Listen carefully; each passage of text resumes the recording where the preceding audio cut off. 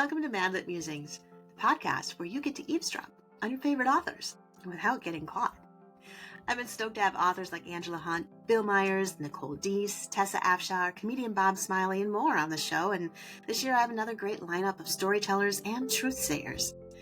If you love to eavesdrop at coffee shops like I do, this is the podcast for you.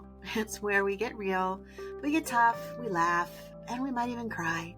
It's where we meet authors on a different level, where every story and podcast episode has its own heartbeat. So hang out with me today. I'm Jaime Jo Wright, your host at Mad Musings. This is your podcast for real chats with real authors about real life. Hi everyone, it is Jaime Jo Wright here at Mad Musings, and I'm chuckling because I'm already only on 1 cup of coffee, so we're going to see how this podcast goes. But today I have back in the studio with me, studio, that sounds so important. Not really, we're on a Zoom call. I have Jordan Milsaps with me. Hey Jordan.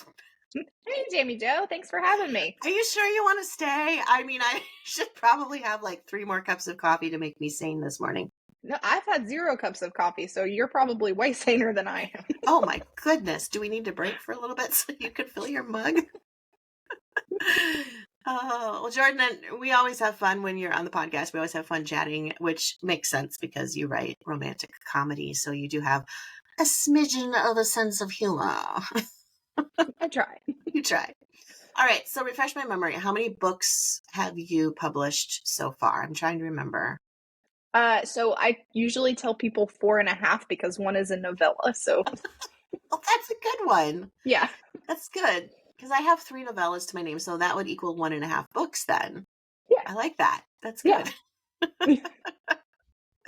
And what made you get into rom-com? Because I know in our past conversations we've talked about, like, you kind of dabbled in some other genres and things like that. So where did rom-com all of a sudden go, ooh, this is my thing?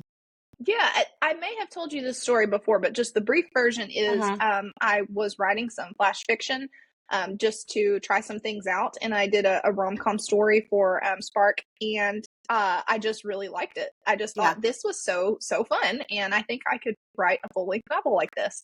And so I tried it, and it was even more fun to write long form. So I just kept doing that because I just really enjoy it. And I read pretty widely, but my go-to that I always come back to if I just need something that I know is going to work for me is like a sweet, clean rom-com. And so to me, it just makes sense that I would write in my favorite genre. So that's what I do. That's cool. That's cool. And you have a book coming out April 15th, which is today, because we're airing this on April 15th, even though it's technically not April 15th. Yes, we're living in the future right now. We're living in the future right now, so we've time traveled. And the title of the book is Mallory Bradford is Not Having a Breakdown, which I suggested before we came on that we should change the name to Jaime Jo Wright is Not Having a Breakdown. Yes, yeah, it's a very relatable title. She is not having a breakdown. She's very specific about that. Not. Yes. Is that her trying to convince herself that she's not? That's pretty much spot on, yes. Well, tell us a little bit about the story. Sure, yeah. So it starts out in the very first scene is Mallory Bradford gets a calendar notification, pops up on her computer that says wedding day. And for the first few seconds, she's like, what is this wedding day? Who's getting married? What have I forgotten? And then she realizes that it was supposed to be her wedding day. And she put that event in with a few others in her calendar when she made her 5-year plan after college. And much to her dismay, she has accomplished 0 of the things on her 5-year plan, including getting married, which in her mind is the key step that she needs in order to do all of the other ones. So she wants to get married and get a dog and go to Europe and buy a house and all of these things. And she has convinced herself that she can't do any of these other things until she has obtained a husband. And really the only one that hinges on the husband is having a family. I mean, you know, you can go to Europe by yourself. It might be more fun with somebody else. Yeah. So that's what kicks the story off. And so she's kind of trying not to have a breakdown, and she talks to her friends about this, and they tell her, you know what would be fun? Maybe you could just like do all of the fun wedding planning things without a husband, like without a groom, and you could like buy a pretty dress and go cake tasting and pick out flowers. And we could just have fun doing that instead. And so she does that. And she kind of ropes her coworker Daniel into doing some of these things with her because her friends are not available, things happen. And he is more than happy to oblige because unbeknownst to her, he has liked her for a very, very long time, but is convinced that he's not her type and that she would shoot him down if he tried to ask her out.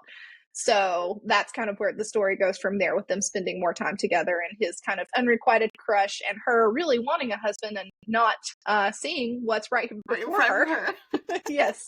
And dating all these other guys and planning a wedding for which she does not have a groom. And so that's kind of where it goes from there. Oh, that's too fun. And I can imagine all the scenarios and like wedding planning with a guy friend that's just a guy friend, but yeah, I can see where all this is going. This is going to be fun. Yes. So how old is Mallory? Like, for reference, is she in her 30s? Is she in her 20s? Is she in her 50s? No, I'm laughing because I can say I'm almost 50, so there we go. She's pretty young. She's only like 25. So that's part of what makes it so funny, is that she feels like she's running out of time. And she's only 25. So, there's no need to have a breakdown. I know. I was going to say, what's that real soundtrack that's going around about that little girl that's going, I'm just a baby? Yeah, that's exactly right. Yes. Oh, that's funny. It is kind of curious, though. Like, I remember being, I think I was 24 when I got married. So I remember being 21, and I didn't have a serious, like, this is going to actually go somewhere. And I felt like I was running out of time, which is kind of funny because, we live in a society now where it's all like, oh, you don't need a man, you don't need a husband, et cetera, et cetera. But I also think it's important we recognize the young women who actually really want that relationship, and that's not a bad thing. Yeah, there's nothing wrong with wanting that. You just can't let it take over your life. And have the mental breakdown. Yes. Oh, funny. So did you have to like study, not study, but did you have to like plan a wedding literally for the book? Like, did you have fun doing that? Like Pinterest boards and go to David's Bridal and all that? I did a little bit. It was mostly more practical questions, like, because we didn't really do a cake tasting when I got married. Okay. And so I had to kind of look up, like, what's the protocol for cake tasting? Like, how does that work exactly? And apparently you can actually like get the kits to go now. That's not what my characters did, because that wouldn't be very fun. She could just do that, by herself. Right. But you can just like get a kit of all of these cake samples, and you can just go to your house and taste cakes. And I thought, well, I should do that. I was just going to say, I'm getting married so many times this year. Yes, I know, right? Make you prove that you have a groom or like a wedding on the calendar. So anyway, just a little PSA for all of your listeners. Everybody rushes down. Everybody presses pause right now on the podcast. Like, we're going to go get cake. Yes. So a few things like that. And then just kind of, I was trying to let her do some of the things that you would do for a wedding, but that you wouldn't have to commit to, because like you don't want to actually order 50 bouquets to go on tables. Like, you just want to, right. So that kind of thing. But there wasn't a ton of research because I was mostly doing the fun parts of it. And also a lot of it kind of happens off screen because her friend Lauren is a event planner, a wedding planner. And so it was kind of like, oh, Lauren's handling that. Lauren's doing that. That's nice, because you kind of have a fall guy then in your writing, where you don't have to cover every single wedding aspect. Yes. Yeah. Yes. Okay, so I have to ask you, what kind of a bride were you? Were you one of those brides in real life where you had to be involved in every aspect of your wedding? Or were you more like, well, unfortunately, more like me, who is like, is there somebody who can just do this so I don't have to think about it? I did most of it myself, but only in the sense that we were trying to save money. And so I was just like heavily involved in all of that and making all the decisions, not because I was like, type A, it has to be a certain way. Yeah. Because we were only 19 when we got married, and we paid for a lot of the wedding ourselves. And so we just were, actually, my husband did almost all of it with me. He came to pick out flowers and, you know, all the things. So yeah, we did a lot of it, almost all of it ourselves. Yeah. Yeah. No, I remember the trying to save money thing, and that I remember being involved in that. There was a woman in our church for our wedding who loved to like decorate, and that was her hobby, and she was really, really good at it and really creative. And so I was just like, hey, can you do this on a budget and decorate the reception? And she's like, give me your theme. It will cost you nothing. That's great. She literally had like almost a warehouse of everything you could ever imagine. And she just let her imagination go. So I ended up having an ice sculpture at my wedding. I don't know how I got that. Oh, wow. I seriously, to this super day, I have fancy. no idea how there was an ice sculpture at my wedding. Like, cool. What Maybe was it a sculpture of? Well, we had kind of a fish. Sounds so dumb. We had a fish theme. Okay. So, my husband likes to fish and all of that. Well, then the fish kind of got transferred into wedding elegance. So our centerpieces at our tables were bowls of real live goldfish. Oh, wow. So those were our centerpieces, and they were super cheap centerpieces, but they were super cool. And then we had like the blue marbles, the wedding colors and stuff in the bottom, so that it all matched. And then the ice sculpture was this beautiful fish, like kind of like an ocean fish, beachy fish. Well, that's really cool. I do have a follow-up question, though. Yeah, okay. What did you do with all those goldfish after the wedding? We told everybody if they wanted one to take it home. And there wasn't a single goldfish left. Wow, okay. I'm not kidding. Like people, in fact, a couple from our church took home a goldfish because they had little kids, and actually their son and daughter were ring bearer and flower girl in our wedding. And so they took one of the fish home for them to just kind of have as a souvenir that would last maybe a couple weeks, and then they assumed it would die. 5 years later, the goldfish finally decided to sleep forever.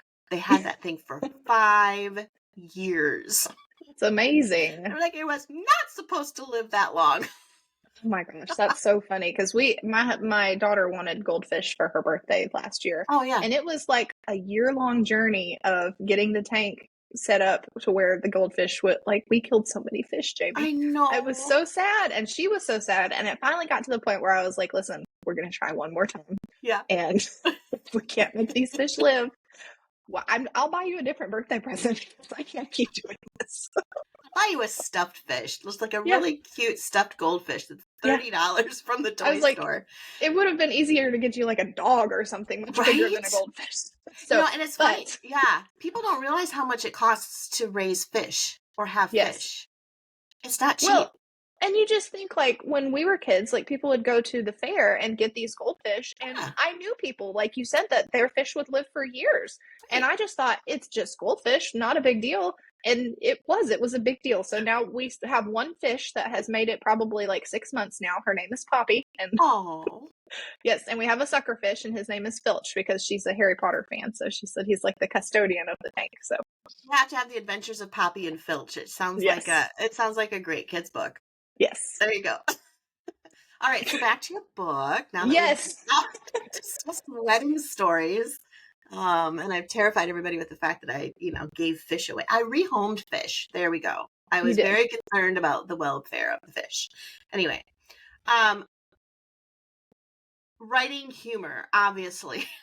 You have a sense of humor because we've made it this long with lots of laughter. What is it like to write humor? How do you write humor? Like, tell me about kind of that concept of bringing it into writing and taking a romance to a different level. Yeah, well, so there are different schools of thought on this, but in my mind, there are like 3 like categories of humor. So you would have like dialogue and banter. That kind of humor is really funny. I use a lot of that. Mm-hmm. There is like slapstick and physical type humor, which is like your, America's Funniest Home Videos type stuff. People slipping on banana peels and dropping cakes and, getting hit with baseballs and stuff. And then there is like situational humor where there's something in the situation that they're in that they have to deal with or confront that is just funny. And I feel like that one is the one that gets used a lot in like your classic romantic comedy movies. So like if you think about like my favorite is While You Were Sleeping, where she's just in the hospital and the nurse makes a mistake, and then now you have this whole movie about her trying to navigate not being who these people think that she is, and she doesn't want to kill grandma by revealing the truth and shocking her because she has a heart condition.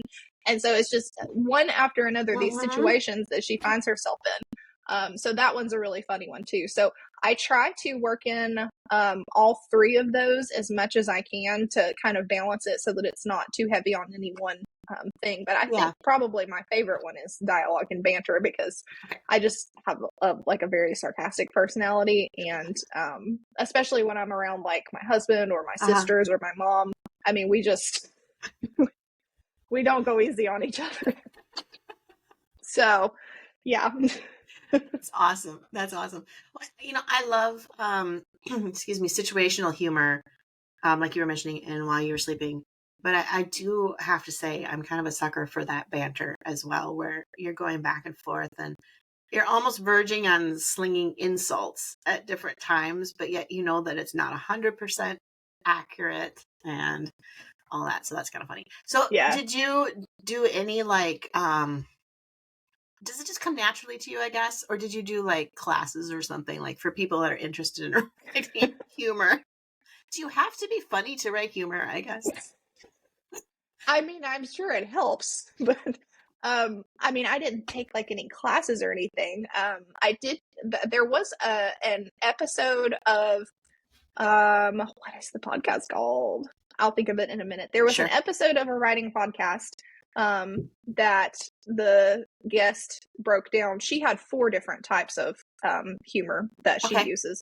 And I felt like that was really helpful, because before that, I hadn't really thought about it in any kind of depth. I just kind of wrote whatever I thought was funny. And I feel like that is what helped me balance it a little bit more and consider different types of humor.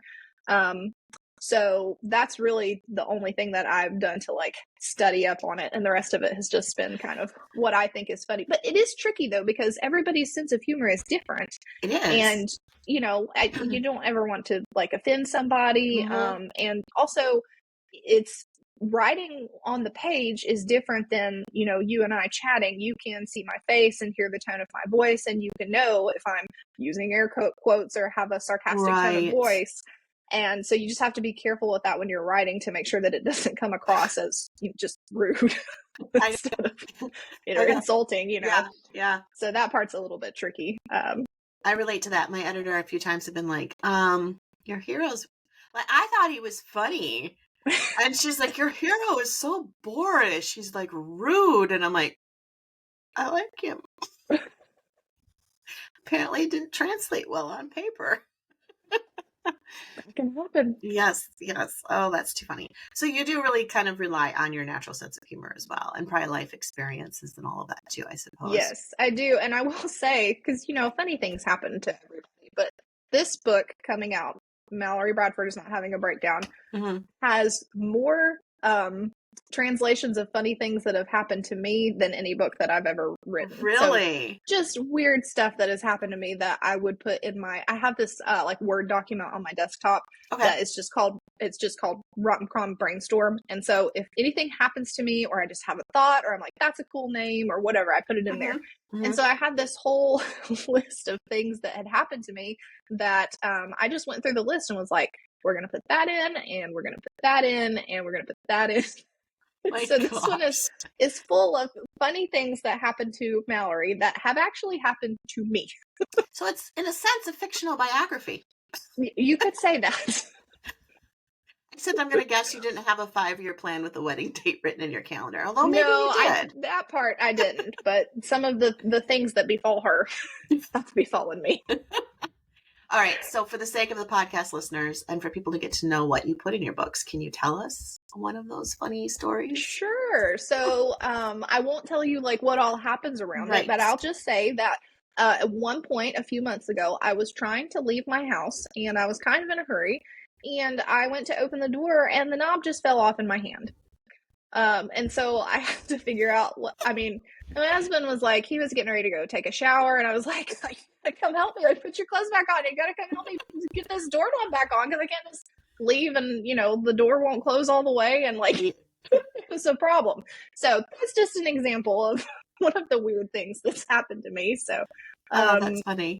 The other one that I thought was really funny that I put in there was I was getting groceries one time, and I mean, I don't feel like I buy weird food, but the cashiers are all the time asking me, like, what is this, fruit or vegetable, or like, how do you spell this? And so one time I had this lady, she rang up the avocado, or she was trying to ring it up, and she like put it on the weight sensor or whatever. And she said, she looks at it for a second, and then she looks at me and she goes, how do you spell guacamoles? So like she knew that it was an ingredient in guacamole. Guacamole? Yeah. But she can't think of avocados, so she's thinking of guacamoles. Yes. She was totally serious. She was like, how do you spell guacamoles? Oh, that's hilarious. Yes. Yeah. So that's another one. I love that. And I think that's one of those things as we go through life, taking the time to like appreciate the little senses of humor and the things that happen that you're just like, oh, that was kind of funny. Yeah. I did that yesterday. I was at children's church, and there was a little girl. She has to be maybe 3. She's one of our youngest ones there. Little blonde girl. Her little hair is up in a ponytail. And we told them that they could go get their little snack cup, and then they were going to go have their Bible story.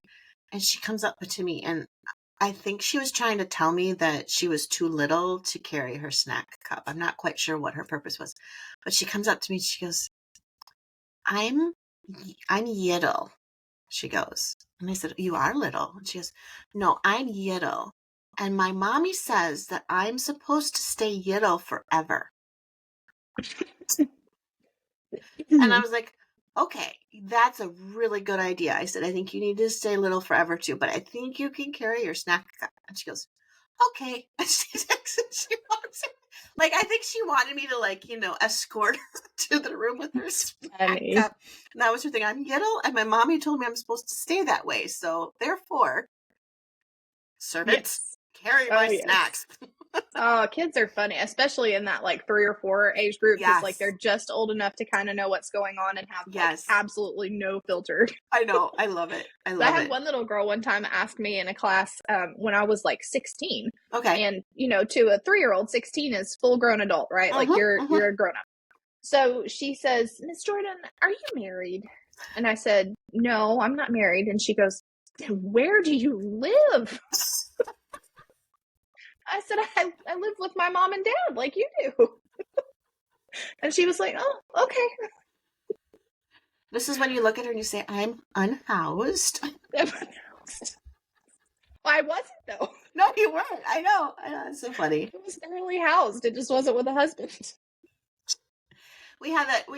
I try and do, like, every week on our church website, Facebook group page, I try and put a children's church quote of the day, because the kids are always coming up with such funny things. Like, we asked them one time, like, what are things that Jesus teaches us? And one of the little boys goes, how to die.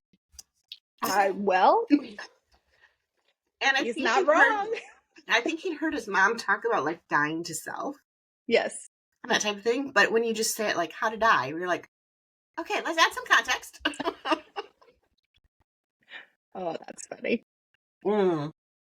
All right, so the book is Mallory Bradford is Not Having a Breakdown. Is this the first in a series or anything, or is this a standalone, or what else do we need to know about it? Yeah, so it is start of a new series. It's the Marriage on My Mind series. So each book is going to have something to do with marriage. Obviously, this one is Mallory really, really wants to get married. Right. The second one is her friend Evangeline is a marriage and family counselor, and she is running into a problem where people are telling her basically, like, how can you possibly be able to advise me if you're not married? Yeah. And so things kind of go from there. And I just barely started writing that one, so I don't want to give too many details away, because I don't want to hold myself too still. I was just saying, the story can change. Right. I have an outline, but you know how that goes. Sometimes I do. It goes a little off the rails. So I do. So I'm not going to give too much about that one, but that will be the next one about her friend Evangeline. And then the third one will be about her friend Lauren, who I mentioned earlier is the wedding planner. Yes. And the thing about Lauren is she is a wedding planner, but she actually does not want to get married ever at all. She thinks it's a terrible idea. She thinks it's fine for other people if that's what they want to do, but it is not for her. And of course, she will meet a gentleman who will eventually after some enemies to lovers hijinks change her Ooh. mind. I do like the enemies to lovers trope. I have to say that's a trope that I fall for every time. Yes, Enemies it's to fun. lovers. It is. It's really fun. It also helps with the dialogue, like the humorous dialogue, because Oh there's yes, the so banter. much like Yes. yeah. I'm already looking forward to it. It's Oh, going to I'm be sure. great because Lauren has a very sarcastic sense of humor. So Perfect. Yeah. Okay, so if people want to get your book, Mallory Bradford is Not Having a Breakdown, what's the best way for them to find it, find out more about you, and snatch their own copy? Yeah, sure. So if you want to know more about me, you can go to my website is just jordanmillsaps.com. 2 L's, Millsaps. So jordanmillsaps.com, and you can get on my newsletter list if you want to, and you'll get like early updates about cover reveals and sneak peeks and things like that. And then if you want to buy the book, all my books are on Amazon for, ebook, paperback. It'll be in Kindle Unlimited. So that would probably be the best place to get it. And I do hang out on Instagram a lot too, because I think it's fun. Awesome. So you can All find right. me over there. Cool. Well, everybody needs to rush out and get this. We all need humor in our lives, and we all need some romance. I'll even admit that we need some romance. So this is good. But you guys will have a blast following Jordan, so be sure that you do that. Sign up for her newsletter, like she said. Rush out and get Mallory Bradford is Not Having a Breakdown, and then be prepared because there's 2 more coming. So this is exciting. Jordan, thank you so much for being here and helping me through my morning with only 1 cup of coffee. So I hope you can go get yours now. Yes, it was my pleasure, and I will. Oh my gosh, my cat has my hand and I can't hit the stop button. And that's a wrap for today here at Madlet Musings. I hope you join us again. And if you want to, be sure you like and subscribe here at your favorite podcast player or on YouTube, because you won't want to miss all the wonderful alerts that let you know when we have another conversation for you to eavesdrop on.